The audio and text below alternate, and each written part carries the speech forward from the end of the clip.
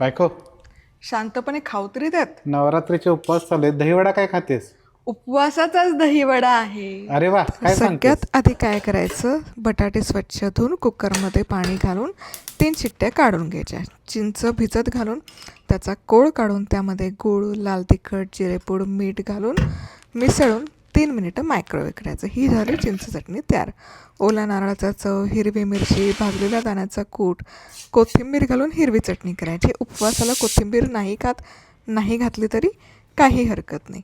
किसलेला बटाटा घ्यायचा. आता साबुदाणा वरई मिक्सरमध्ये दळून घ्यायची आणि किसलेल्या बटाट्यामध्ये आलं मिरचीचा ठेचा, जिरं आणि हे पीठ अगदी बाइंडिंग इतपतच घालायचं. याचे गोळे करायचे आणि छान खरपूस होईपर्यंत तळून घ्यायचं. बघा काय कमाल दिसतंय.